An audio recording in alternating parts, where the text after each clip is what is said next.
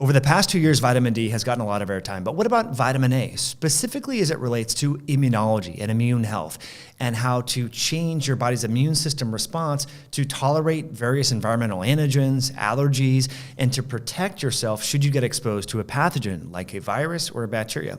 Well, it turns out that vitamin A is as much or even more protective when compared to vitamin D.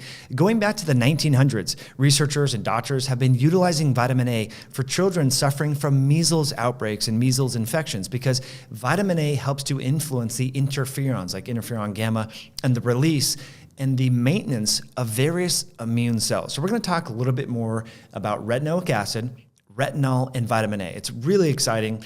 This has been widely discussed. So let's break down the title. Megadoses of retinol, a possible immunomodulation in COVID-19 illness in resource-limited settings. So I think this is important because there's a lot of people that don't have the different tools and strategies and things like that. We know during the cold and flu season, what can we do to help support their innate and adaptive immune system to make them more resilient? So let's dive into what vitamin A is, what it does, and how it might be helpful. As I mentioned, retinol or retinoic acid and retinal are all the different types, or there's 3 different forms of vitamin A. When you get dietary supplements, whether it's cod liver oil, whether it's vitamin A extracted from cod liver oil, or just retinoic acid, those are primarily the forms that you're getting it in. And retinoic acid is the most bioactive form. And so when you also eat vitamin A rich foods, whether it's liver, also carrots are rich in vitamin A. I'm sure there's a whole list of other foods, but those come to mind. And what we like to do is, I'll just pause here before we talk about all the benefits and the mechanisms in that. We go to this European deli that's in my neighborhood. A lot of Russians and Eastern Europeans go there, and they have fresh cod liver, literally the liver of cod, packaged, kind of wrapped for you, not in cans or BPA-lined cans or things. And just once a week, that's what we'll have. And it doesn't taste bad at all. It's not like liver from lamb or beef or chicken. It's very mild. And so that does have a lot of retinoic acid and retinol. So consider consuming more liver in your diet. But one of the main ways that vitamin A is helpful is that it helps to induce immune tolerance. And I want to just sort of pause and talk about what immune tolerance is and why it's helpful. So let's just go back to your elementary school when you had a substitute teacher who was really sort of stressed out, like new classroom, there's like a class clown, there's all these stresses. They don't, have tolerance. Or if you're a parent yourself, right, sometimes you lose your patience. Well, think about tolerance in the same way in your immune system as we think about patience as a parent or a teacher. When you lose your patience, you start overreacting to things that ordinarily you wouldn't react to. Your immune system has patience as well, but it's called tolerance, immunologic tolerance. So when your immune system loses tolerance, it starts overreacting to things it shouldn't, like your own cells.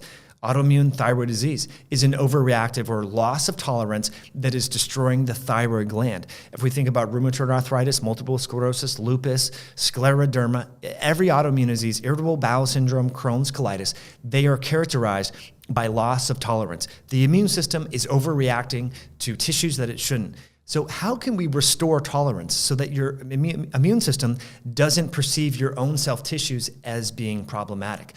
Vitamin A helps there. So anyone who has allergies, atopy, skin issues, eczema, psoriasis, or systemic autoimmune disease could benefit from taking vitamin A, both from foods and potentially supplements.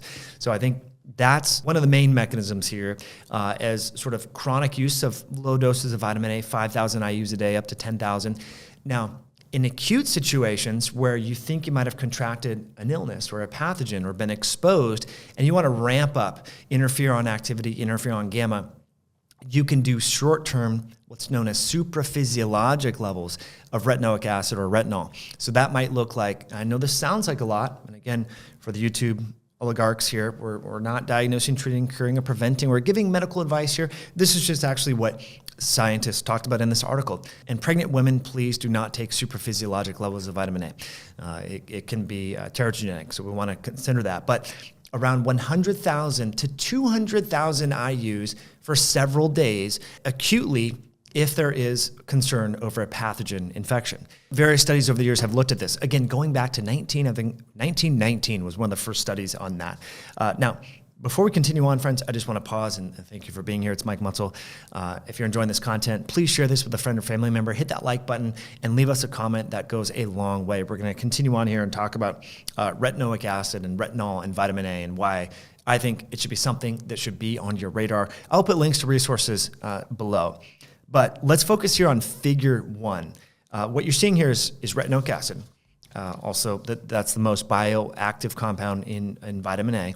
And what it's doing is it's favorably impacting all sorts of parameters of immune health that induce immune tolerance. Remember, people that have allergies, autoimmunity, chronic inflammation, there's generally a characterization of loss of immune tolerance, and the immune system is overreacting and creating collateral damage to self tissues.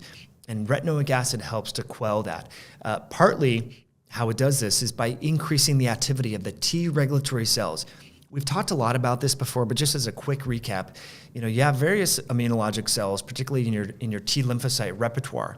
The T regulatory cells help to pull back the unrestrained inflammation and aggression, essentially, towards self tissues.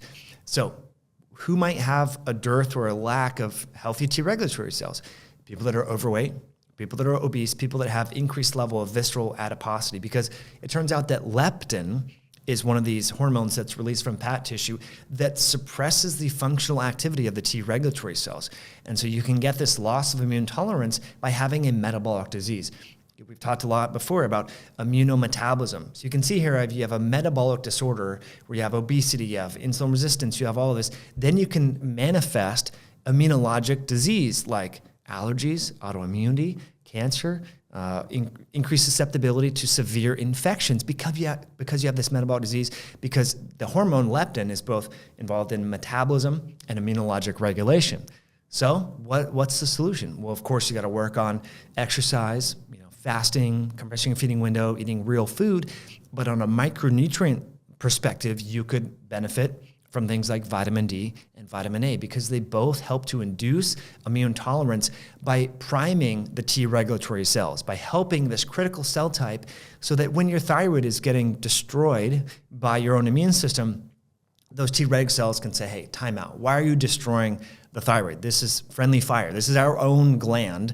We don't want to destroy this. We want to focus our energies on invading pathogens, right? So T regulatory cells help to do that. And bringing it back to vitamin A, retinoic acid helps to prime the T regulatory cells, in addition to the interferon released in the innate immune system. So I just want to read you just a few quick quotes here, because I think it's important as we continue on here. To summarize, retinoic acid balances the differentiation of T helper cell subsets to maintain immune homeostasis.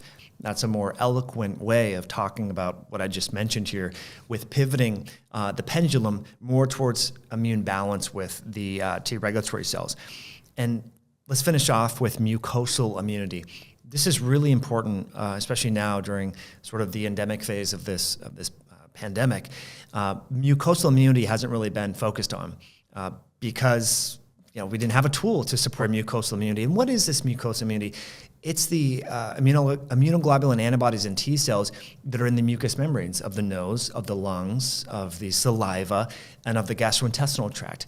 And vitamin A helps to prime those various immune cells that are so important for the mucosal memory and part of the immunity. So it's important to recognize going forward, you might get pathogens in your nose, in your saliva, in your airway.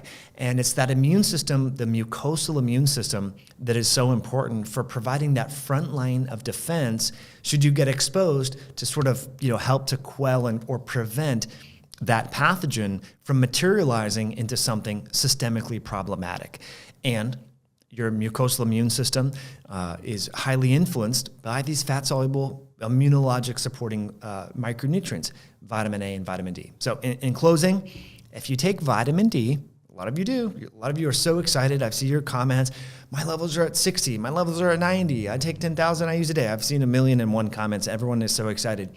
Please share your excitement for the associated vitamin.